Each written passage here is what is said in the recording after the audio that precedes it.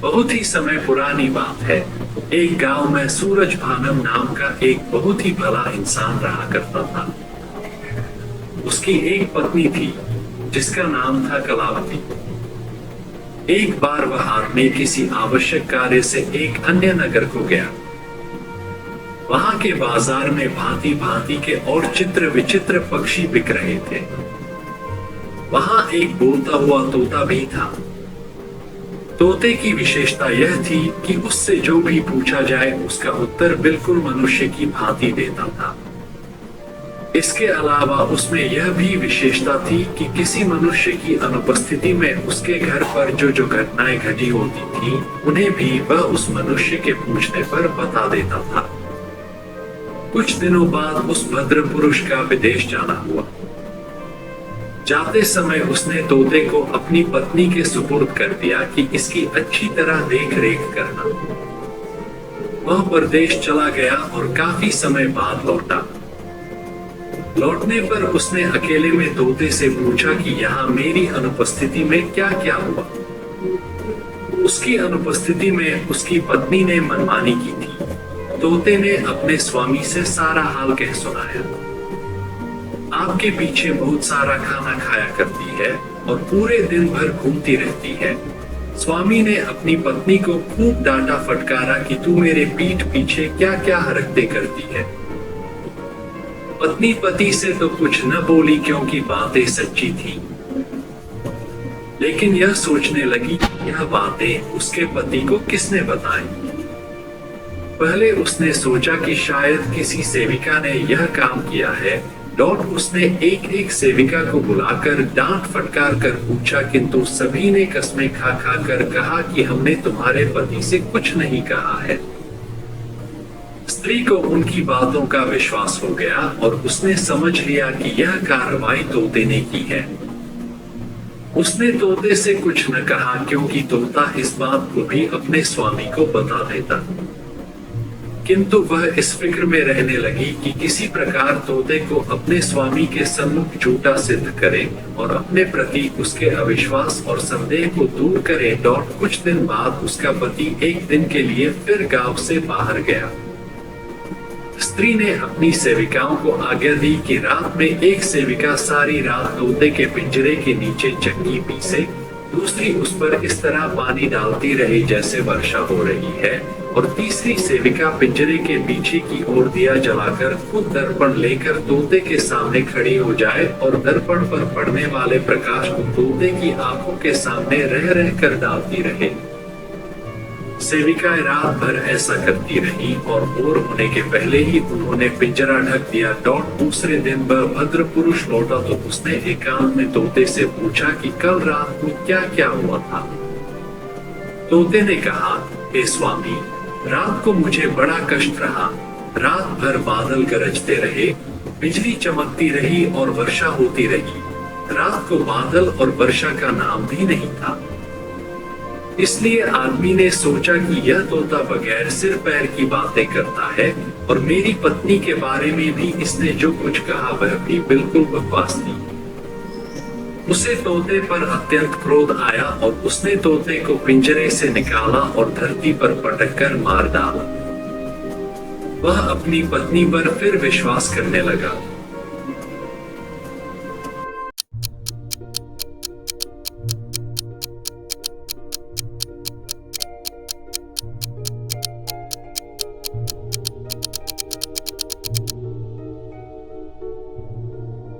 एक खरगोश था, उसको अपना सफेद रंग बिल्कुल पसंद नहीं था। एक दिन उसे कुछ रंग के डिब्बे मिल गए। उसने सोचा अगर मैं खुद पर रंग लगा दूं तो मैं बड़ा ही सुंदर लगूंगा। वहीं पास में एक तोता बैठा था। तोता बोला, अरे देखो मैं कितना सुंदर हूँ, मेरा हरा रंग है, तुम चाहो तो अपने ऊपर हरा रंग कर सकते हो। खरगोश ने उसकी बात मान ले और अपने ऊपर हरा रंग कर लिया। कुछ दूर जाने के बाद उनको एक हिरण मिला। बोला, अरे भैया कितना गंदा रंग है हरा, मुझे देखो मैं भूरे रंग का हूँ, तुम अपने ऊपर भूरे रंग कर लो। खरगोश ने अपने ऊपर भूरे रंग लगा लिया।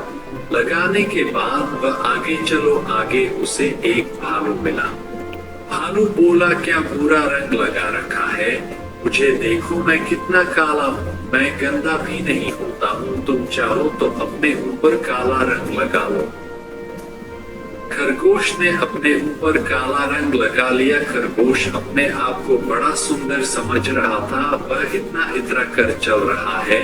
कोई दूर बाद उसको एक जैबरा बोला, क्या काले काले बने फिरते हो, मुझे देखो, इसमें अगर थोड़ी सी सफेद पट्टी लगा लो तो तुम बड़े सुंदर लगोगे। खरगोश ने सोचा, अगर मैं सफेद पट्टी लगा लूं तो और भी सुंदर हो जाऊंगा। तो कुछ देर बाद उसमें अपने ऊपर सफेद पट्टी लगानी है। फिर वह आगे चला, आगे चला, आगे चलकर उसको एक गाय बोली और उसने कहा कि किसी के कहने पर मत जाओ, तो अपना रंग है वही अच्छा और सच्चा होता है, तुम अलग अलग रंग बदलोगे, लेकिन दुनिया तो मैं इसे केवल अपने ही रंग से जानेगी, क्योंकि इस दुनिया में सब बातें तो बनाते हैं पर यहाँ कोई किसी दूसरे के काम नहीं आता है।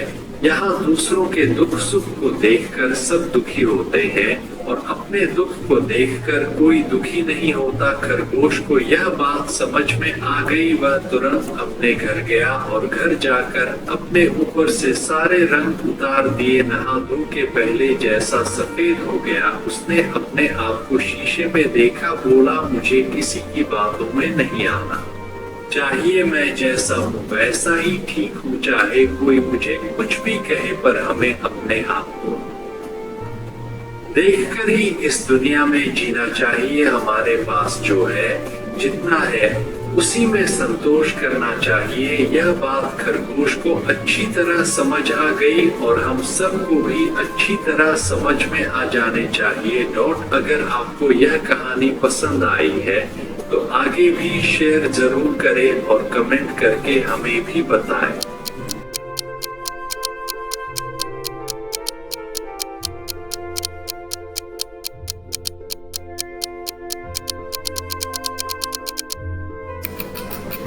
एक जंगल में एक बहुत बड़ा पेड़ था। उस पेड़ पर एक चिड़िया अपने बच्चों के साथ रहती थी। उसी पर एक बंदर रहता था। बंदर कुछ नहीं करता था पर सारा दिन खेलना कूदना। चिड़िया सुबह जाती थी और अपने बच्चों के लिए खाना लेकर आते थे और शाम को अपने घोंसले में बैठकर खाती थी। थोड़े ही दिनों में बारिश होने वाली थी। चिड़िया धीरे धीरे अपने घोंसले को बड़ा बना रही थी ताकि बारिश में चिड़िया और उसके बच्चे आराम से घोंसले में रह सके। बंदर चिड़िया को इतना काम करते देख उसकी हंसी उड़ाता था और कहता था, कल किसने देखा है मजे से, आज में जियो। कुछ दिनों बाद बारिश होने लगी। चिड़िया अपने बच्चे को लेकर अपने घोंसले में बैठ गई और बंदर बैठा बारिश में भीग रहा था और ठंड से सिकुड़ रहा था। बंदर के पास खाने के लिए कुछ नहीं था और ना ही आराम से बैठने के लिए कोई जगह जहां बंदर बारिश से बच सके। चिड़िया बंदर को भीगा देख हंसने लगी और कहने लगी, अगर तुमने मेरे साथ काम कर लिया होता तो तुम आज बारिश में ना भीगते। बंदर को यह देख बहुत तेज गुस्सा आया। उसने चिड़िया का घोंसला तोड़ दिया। चिड़िया और उसके बच्चे नीचे गिर पड़े और पेड़ को हिलाने लगा। यह देखकर चिड़िया रोने लगी, बोली, मैंने तुम्हारा क्या बिगाड़ा था जो तुमने मेरे बच्चे को नीचे गिरा दिया। इसीलिए कहते हैं, बेवकूफ आदमी को समझाने अच्छा है, अपने काम पर ध्यान देना। बेवकूफ आदमी हमेशा बेवकूफी ही करता है। जब बंदर को मदद की जरूरत पड़ती है तो उसे कोई भी नजर नहीं आता। वह दूर दूर तक सभी की तलाश करता है, मगर वह देखता है कि यहाँ पर कुछ भी नहीं है। सभी पेड़ खाली हो चुके हैं। यह सब कुछ इसलिए हुआ था क्योंकि उसे जंगल में आग लग गई थी, जिसकी वजह से बहुत से जानवर वहां से चले गए थे, मगर वह बंदर इसलिए बच गया था क्योंकि वह एक गुफा में सो रहा था। जब उसने बाहर निकाल कर देखा तो सभी जगह से सभी जानवर जा चुके थे। अब वह बंदर बहुत परेशान हो चुका था क्योंकि उसको कुछ भी समझ में नहीं आ रहा था कि वह क्या करे, क्योंकि वह सभी के साथ रहना पसंद करता था मगर आज अकेला पड़ गया है, इसलिए वह बहुत उदास बैठा था। उसके पास खाने को कुछ भी नहीं था। बंदर ने सभी जगह पर तलाश की मगर उसे जब कुछ भी नजर नहीं आया तो वह एक चिड़िया को देखा है जो कि पेड़ पर बैठी है। वह भी अकेली ही थी, वहां पर कोई भी नहीं था। बंदर चिड़िया को देखा है और कहता है कि तुम यहाँ पर अकेली बैठी हो जबकि यहाँ पर कोई भी नहीं है। तभी वह चिड़िया एक गुफा के ही पास थी जिसकी वजह से मुझे कुछ भी पता नहीं चला कि कब यहाँ से पक्षी चले गए और जानवर भी यहाँ से जा चुके हैं और तुम भी यहाँ पर अकेले बैठे हो। तभी बंदर कहता है कि मैं बहुत उदास हूँ, मुझे नहीं पता कि मुझे कहाँ पर जाना है। क्या तुम मेरी मदद कर सकती हो कि मुझे किस रास्ते जाना चाहिए? तभी वह चिड़िया कहती है कि मुझे भी यहाँ से निकलना है क्योंकि यह जगह अब ठीक नहीं है, यहाँ पर कोई भी नहीं है। इसलिए वह चिड़िया कहती है कि मैं उड़कर देखती हूँ कि कहाँ को रास्ता हमें मिल सकता है। वह चिड़िया बंदर को देखकर रास्ता बताती है और उसके बाद रहती है कि मुझे रास्ता मिल गया, अब तुम मेरी दिशा में चलो जिस तरह मैं उड़कर जा रही हूँ। तुम भी इस ओर आ सकते हो जिससे कि हम दोनों अपनी अपनी मंजिल पर पहुंच जाए। वह चिड़िया उसे बंदर को सभी जानवरों के पास लेकर चली जाती है और चिड़िया को भी बहुत सारे पक्षी मिल जाते हैं।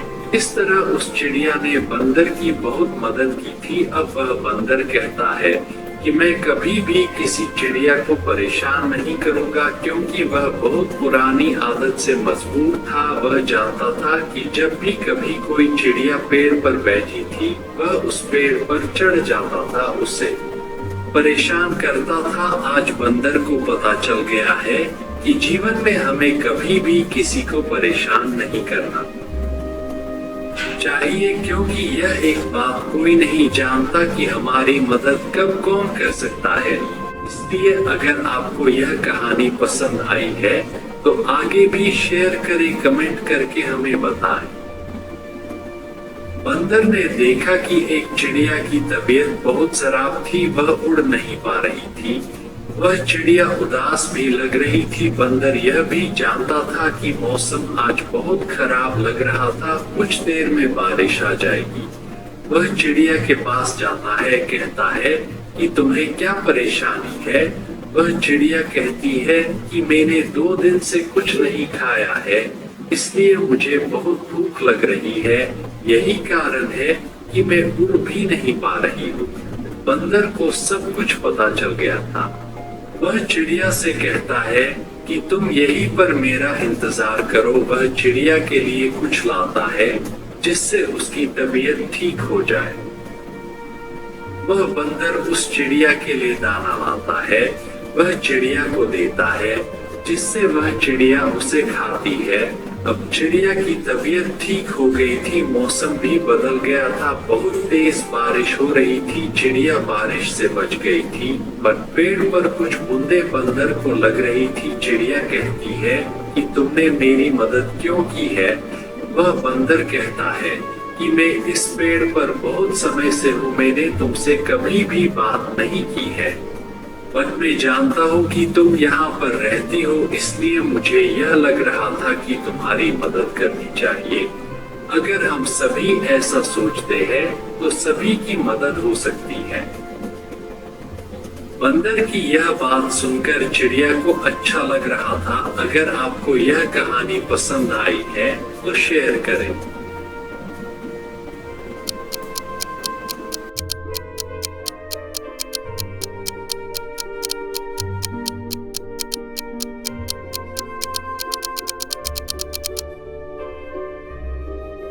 सभी बच्चे दादी से कहानी सुनने के लिए जिद करते हैं।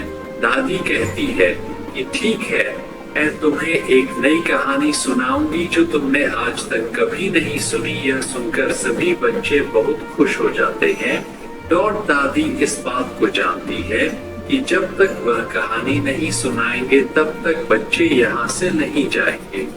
दादी का भी मन कहानी सुनाने का बहुत करता है, इसलिए वह शाम को सभी बच्चों को वहां पर बुलाती है और कहती है कि जो भी कहानी सुनना चाहता है वह शाम को मेरे पास आकर सुन सकता है। सभी बच्चे आ जाते हैं और कहते हैं कि दादी अब हमें कहानी सुनाइएगा। कहानी जो आप कह रही थी कि बहुत ही नई कहानी है जो हमने कभी नहीं सुनी, वही कहानी सुनना चाहते हैं। दादी ने कहा कि तुम्हें पुरानी कहानी पसंद नहीं है। सभी बच्चों ने कहा कि हमें सभी पुरानी कहानियां भी बहुत पसंद है, पर जब नई नई कहानियां हमें सुनाती है तो हमें बहुत अच्छा लगता है। दादी कहती है कि ठीक है, मैं तुम्हें कहानी सुनाने जा रही हूँ। एक छोटा सा गांव था, उस गांव में सभी लोग मिलकर रहते थे, कोई भी किसी से झगड़ा नहीं करता था। सभी लोगों को साथ में रहना बहुत अच्छा लगता था। एक छोटे से गांव में सभी लोग एक साथ रहते थे, इसलिए सभी लोग एक दूसरे को पहचानते थे। तभी एक गांव वाला भागता हुआ आया और कहने लगा कि हमारे गांव में कुछ भेड़िए आ रहे हैं, मैं उनसे बचकर बहुत ही मुश्किल से यहाँ पर आया हूँ। तुम सभी अपने अपने घर में छिप जाओ, कोई भी बाहर निकलने के लिए तैयार नहीं होने पाए। अगर ऐसा हुआ तो भेड़िए उस पर हमला कर देंगे। सभी लोग भेड़िए की बात सुनकर बहुत ज्यादा डर गए थे। उन्हें लग रहा था कि भेड़िया पता नहीं कितनी संख्या में यहाँ पर आ रहे हैं। आदमी ने बताया कि भेड़िए बहुत सारे हैं, अगर उन्होंने एक बार हमला करना शुरू कर दिया तो बचना बहुत मुश्किल हो जाएगा। यह बात सुनकर तो सभी लोग बहुत ज्यादा घबरा गए थे और उसके बाद सभी लोग अपने घरों में जाकर उन्होंने दरवाजे बंद कर दिए थे। रात हो चुकी थी, सभी लोग घर के अंदर थे और भेड़िए बाहर घूम रहे थे। वह शिकार की तलाश में थे, अगर उन्हें कोई मिल जाता है तो उस पर वह हमला कर सकते थे। सभी बच्चों ने दादी से सवाल किया कि वह भेड़िए घर के अंदर भी चले गए थे। दादी ने कहा कि ऐसा नहीं है, वह दरवाजा तोड़ नहीं सकते थे, इसलिए बाहर ही घूम रहे थे। बच्चों ने पूछा तो फिर कोई भी आदमी बाहर नहीं निकल रहा होगा, बिकॉज भेड़िए बाहर घूम रहे थे। दादी ने कहा कि तुम ठीक कह रहे हो, भेड़िए बाहर घूम रहे थे। उसके बाद सभी बच्चे फिर से कहानी सुनने लगते हैं। दादी कहती है कि उनमें सभी लोग यही बात कर रहे थे कि भेड़िए हमारे गांव में पहुंच गए हैं और वह रात भर यहाँ घूमते रहेंगे और दिन भर भी वह यहीं पर रहेंगे। अब क्या होगा? उसी गांव में एक रामू नाम का आदमी रहता था। उसके पास एक छोटा शेर था। वह शेर को बहुत पसंद करता था, इसलिए अपने साथ रखा था, पर वह उस जगह पर अभी आया नहीं था। वह अपने शेर को लेकर कहीं गया हुआ था। सभी लोग यह बात सोच रहे थे, रामू यहाँ नहीं। अगर रामू होता तो सभी को भगा सकता था, बिकॉज उसके पास शेर है और शेर से डरकर सभी भेड़िए भाग जाते। सभी लोग घर के अंदर ही थे, कोई भी बाहर नहीं निकल रहा था। सुबह हो चुकी थी और भेड़िए भी घूम रहे थे। उन्हें लग रहा था जब भी कोई बाहर आएगा हम उस पर हमला करके उसे अपने साथ ले जाएंगे। दोपहर हो चुकी थी, रामू अभी तक नहीं आया था। सभी लोग अपने घर में परेशान हो चुके थे क्योंकि बाहर भेड़िए घूम रहे थे और वह बाहर नहीं निकल सकते थे। तभी रामू की आवाज आएगी। राम की आवाज सुनकर वह सभी लोग खुश हो गए थे, बिकॉज रामू आ चुका था। रामू के साथ शेर आ रहा था। जैसे ही शेर ने दहाड़ना शुरू किया, सारे भेड़िए भाग गए और सभी लोग बाहर निकल गए। उसके बाद रामू से कहने लगे कि अगर तुम समय पर ना आते तो हम यहीं पर ही पूरा दिन अंदर ही बंद रहते। तुम्हारे आने की वजह से भेड़िए भाग चुके थे, बिकॉज तुम्हारे पास शेर था। रामू ने कहा कि मुझे नहीं पता कि भेड़िए कहां से आए थे, मैं तो शेर को लेकर आ रहा था। शेर ने दहाड़ना शुरू किया और भेड़िया वहां से भागे। भेड़िए अब समझ गए थे कि यहाँ पर शेर है, अब वह यहाँ पर नहीं आएंगे, जबकि उनका मानना था कि वह अपना शिकार कर सकते हैं। मतलब ऐसा नहीं था, शेर की वजह से सब भाग गए थे। गांव वाले बहुत खुश थे। पहले वह रामू के शेर से डरते थे, मतलब उसके शेर ने सभी को भगा दिया था। अब शेर ही उनका रखवाला बन गया था। यह कहानी बच्चों को बहुत पसंद आई थी। वह सभी बहुत खुश थे। वह हर रोज ऐसी ही कहानी सुनना चाहते थे। दादी उन्हें हमेशा कहानी सुनाती थी। दादी ने अपनी कहानी बच्चों को सुना दी थी। बच्चे कहानी सुनकर बहुत खुश हो गए थे, बिकॉज उन्हें लग रहा था कि आज दादी ने उन्हें नई कहानी सुनाई। उसके बाद दादी ने कहा कि तुम्हें कहानी पसंद आई है। सभी बच्चों ने कहा कि हमें कहानी बहुत अच्छी लगी। शेर की वजह से भेड़िए भाग चुके थे और सभी लोग बच गए थे।